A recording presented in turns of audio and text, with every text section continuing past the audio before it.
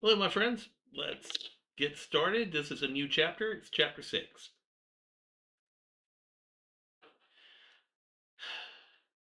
Maybe you've seen this concept in another class. The dot product of two vectors, which we just write as the two vectors with a little dot between them, gives a scalar for an answer.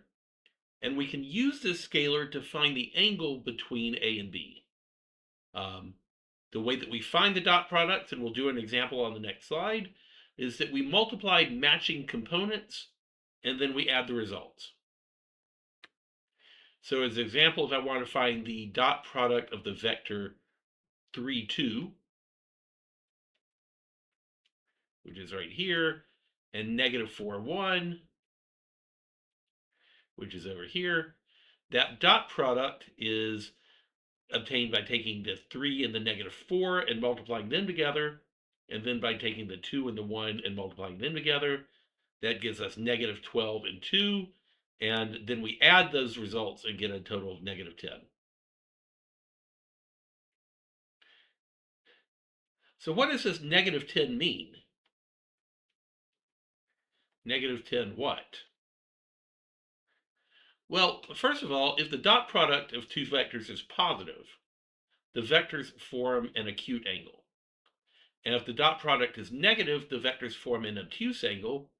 And if the dot product is 0, they form a right angle. And this fact is going to be useful because we're going to use this to do some work with right angles later on. But we know another function that's positive in quadrant 1 and negative in quadrant 2. Cosine is also positive in quadrant 1 and negative in quadrant 2.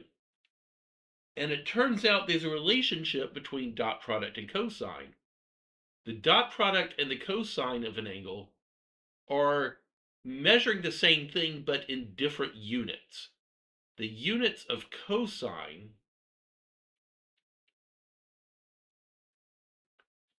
I think about, what's going on with some angle, it's the adjacent side over the hypotenuse.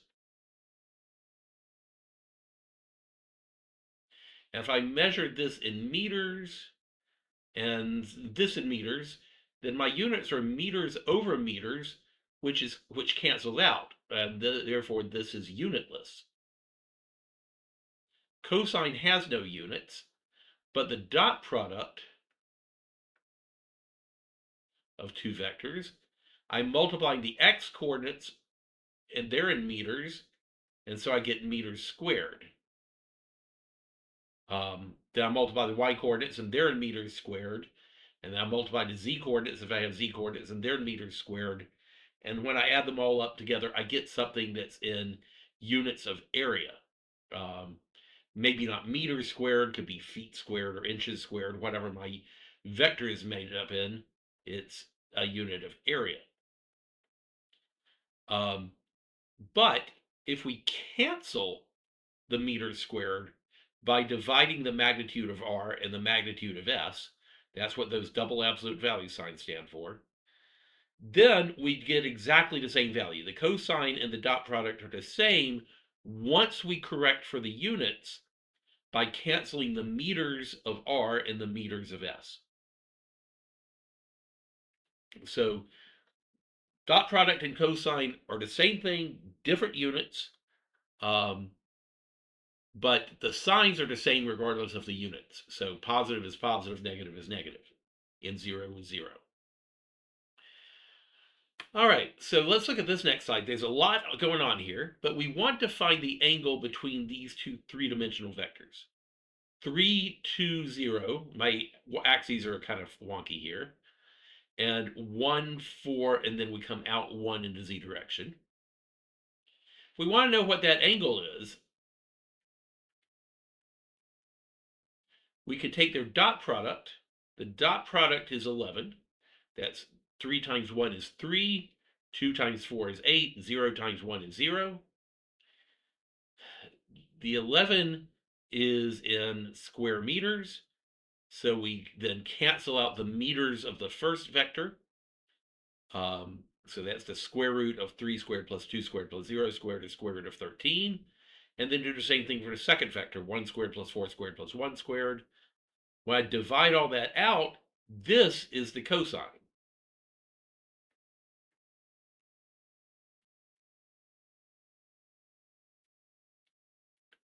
of the angle.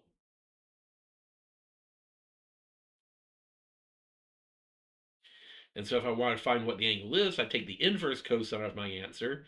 And if I'm in degrees, it's 44 degrees. If I'm in radians, it's 0.76 radians.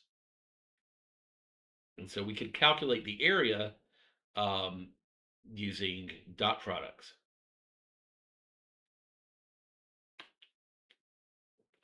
All right, so I want to talk about this. A set of vectors is an orthogonal set if every pair of vectors in the set is orthogonal. Orthogonal is essentially another word for perpendicular. Is like perpendicular. But we're going to use it in a slightly different way. Here's the difference between orthogonal and perpendicular, is that if I am in 3 dimensions, I might have a vector that goes in this direction and a vector that goes in this direction, um, that's 90 degrees turned away from that vector. They don't cross each other. And so there's no angle. There's no actual 90-degree angle here. The directions are orthogonal to each other. The directions are 90 degrees apart. But when we say that two lines are perpendicular, we mean that they actually cross. Um, these are skew lines, they're not perpendicular lines. But as vectors, we would say they're orthogonal. So orthogonal allows for vectors to either cross at a 90-degree angle or to be skew at a 90-degree angle, but the angle is still 90 degrees. But if you say perpendicular, you know what? Everybody knows what you mean. I'm not a fanatic about terminology here, but orthogonal means that every vector is at a 90-degree angle to every other vector. So these three vectors form an orthogonal set. If I take v1 and v2, that dot product is -3 plus +2 plus +1, and that's 0. So that's a 90-degree angle. If I take v1 and v3, 3 times -1/2 is -3/2. 1 times -2 is -2. And 1 times 7/2 is +7/2. This is -4/2. So -3/2 minus 4/2 is -7/2. Plus 7/2 is 0. And so those form a right angle. And then finally, v2 and v3. -1 times -1/2 is +1/2. 2 times -2 is -4. 1 times 7/2 is 7/2. 1/2 and 7/2 is 8/2, which is +4. +4 and -4 is 0. And so those form a right angle.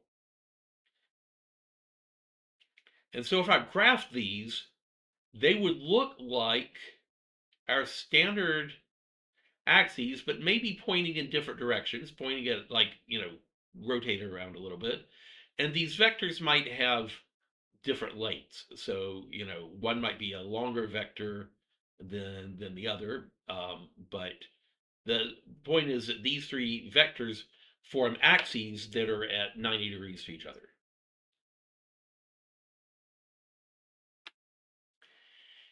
Any orthogonal set that does not include the zero vector is linearly independent. Linearly independent requires that we have a leading entry in every column, unless we are counting the zero vector as one of our vectors, which can't have a leading entry because every entry is 0.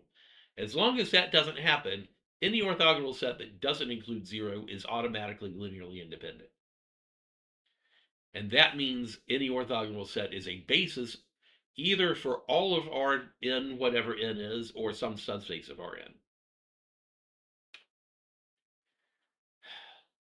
which is what this definition here. An orthogonal basis for a vector space is any basis that's also an orthogonal set.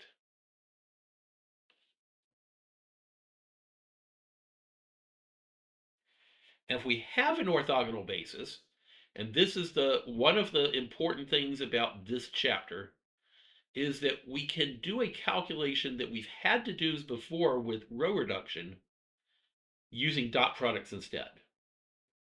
We can convert the b coordinates of a vector into, we can calculate those b coordinates with dot products. So let me give you just sort of a short example here. This is an orthogonal basis.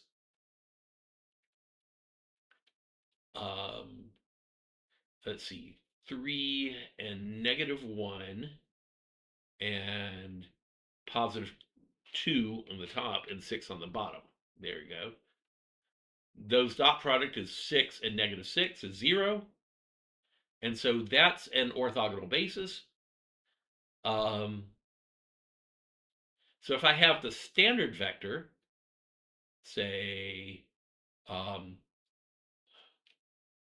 1, 8, and I want to know how many 3 1s and how many 2 6s it takes to, what is that in b coordinates? Well, I don't know how many b1s, I don't know how many b2s. We used to have to row reduce this. And in 2 dimensions, that's not so bad. In 3 dimensions, it gets worse. In 4 dimensions, it gets worse. So what if we have a problem with a large number of variables? Then we don't want to solve it that way necessarily. But if our basis is orthogonal, so let's draw what's going on here. 3, -1.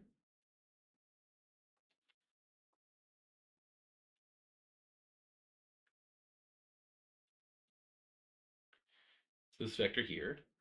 2, 6 is this vector up here.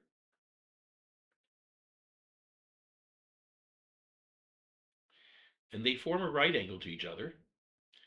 And then we have this other vector, 1, 8, which is up here. 7, 8. Well, if I want to know how many 2 6s it takes, or how many 3 1s we can take, what we can do is a little bit of geometry here. I'm going to extend both of these vectors like so. And I'm going to drop a right angle down here and a right angle to this one. So that this green vector 1, 8 is the diagonal of a rectangle.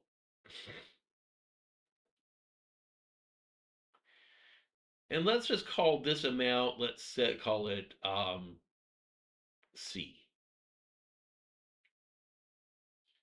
All right.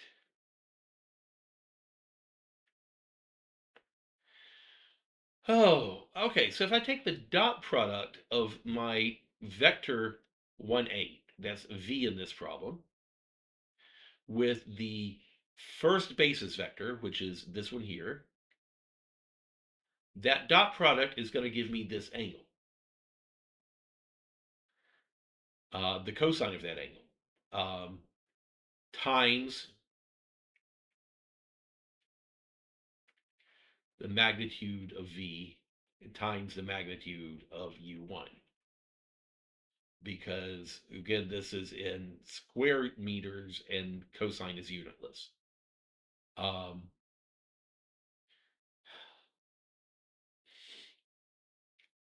if I divide by uj dot with uj, that's just, well, it would be 3 squared plus -1 squared in this case, which is like the magnitude, except that the square root is missing. Um, and so this is the magnitude of u times the magnitude of u. And this is going to cancel.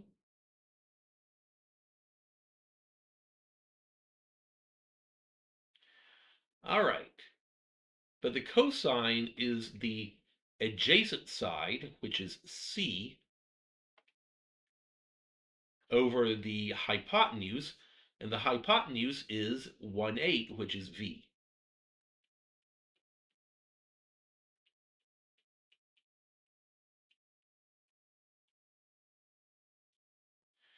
And the v's cancel. And what I do get is not just a value of c, but the value of c divided by u. That is, what proportion of u do I need? So this might be minus half of u, or minus a third of u, or minus 2/3 of u. But it's the value of c divided by the value of u, and that's actually what we want. Um, but it takes a little bit of geometry to understand that. The important thing is this formula: the dot product of both vectors divided by the dot product of the basis vector with itself. Let's try an example. I'll show you how simple this is, and how much faster it is than row reduction. All right, let B be these three vectors, and we have already shown that they are orthogonal.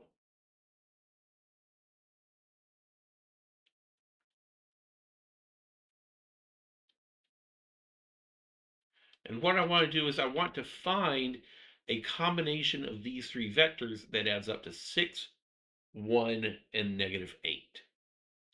So we have three coordinates to find.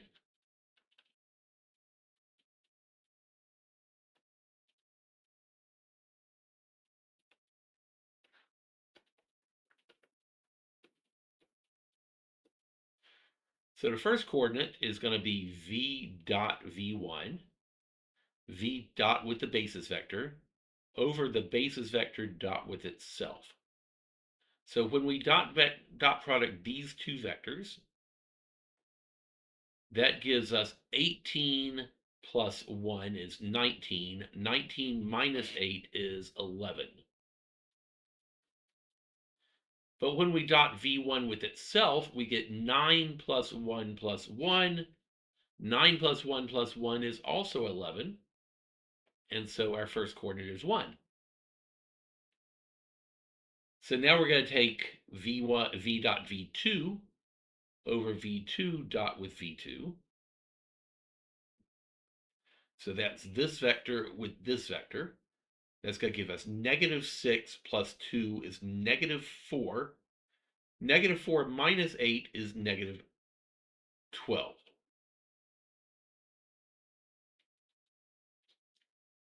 And then we're going to take v2 dot with itself. That's going to be 1 plus 4 plus 1. 1 plus 4 plus 1 is 6. And so we get a -2 for the second coordinate. And then finally, when we want to do v dot v3 and v3 dot v3, this one's a little messier because this has fractions in it. So I'm going to write this out down here at the bottom. V dot v3 is 6 times -1/2 plus 1 times -2 plus -8 times 7/2. And that's -3 minus 2. With the 8 and the 2, they reduce and give me a 4. And -4 times 7 is -28. -3 minus 2 is -5. -5 minus 28 is -33.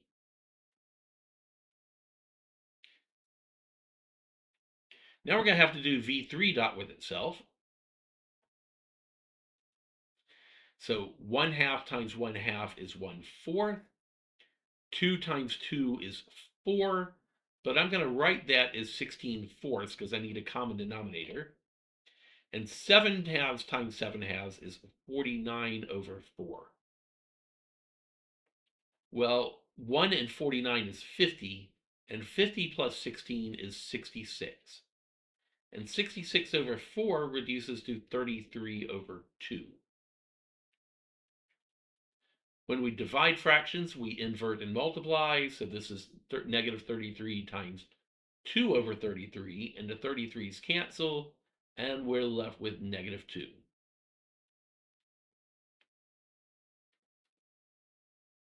And so the linear combination we have is that 1 times the first vector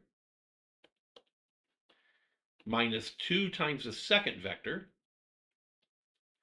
minus 2 times the third vector should equal 6, 1, negative 8. Let's just double check that before we move on.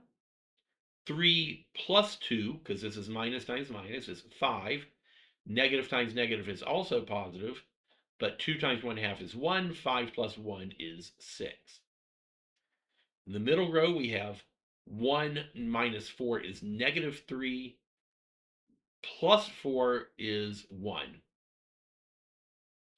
In the bottom row, 1 minus 2 is negative 1.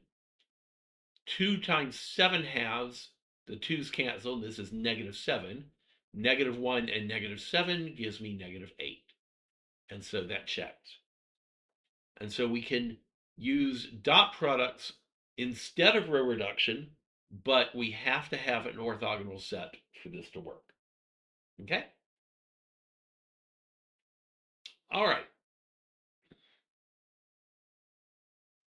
A special type of orthogonal basis is an orthonormal basis. An orthonormal basis is a basis in which the vectors are orthogonal to each other and they are all unit vectors. They have a length of 1.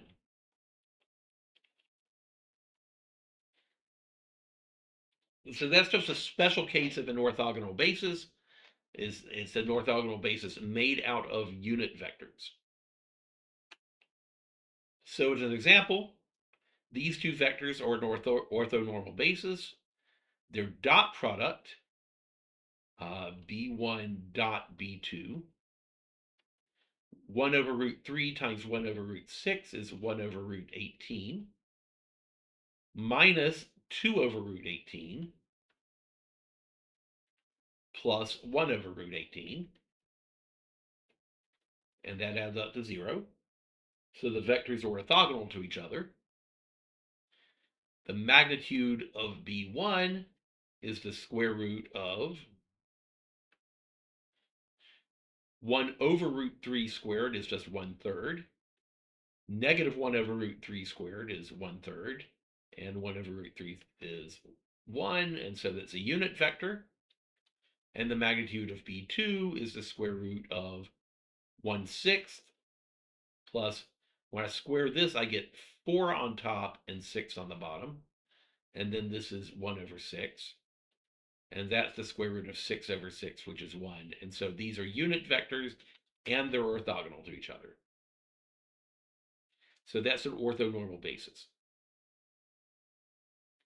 Our last example, and we're going to wrap up. These three vectors, we've seen them before. We know they're an orthogonal set. How do we construct an orthonormal basis from them?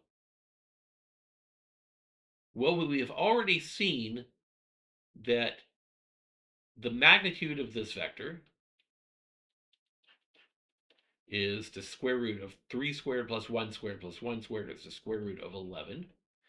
The magnitude of this vector is the square root of 1 squared plus 2 squared plus 1 squared is the square root of 6. And the magnitude of this vector is the square root of 33 halves.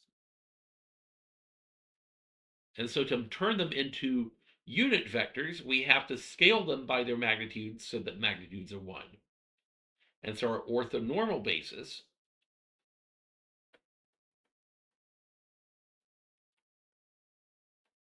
are the vectors 3 over root 11, 1 over root 11, 1 over root 11,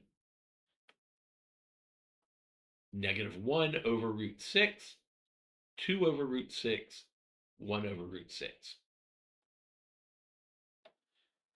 And negative 1/2 over root 33 halves, and negative 2 over the root of 33 halves, and 7 halves over the root of 33 halves.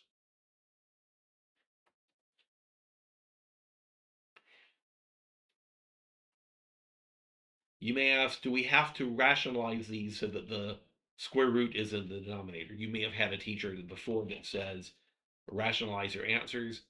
On an exam, you should be able to recognize, say, if it's in multiple choice form, that 3 over root 11 is the same as 3 times root 11 over 11, because the answer may look like that.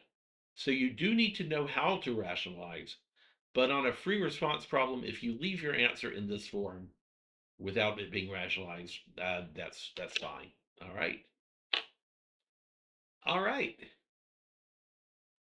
Thanks for coming. We'll start with um, 6.2 after the exam. Good luck and have a great weekend. Take care.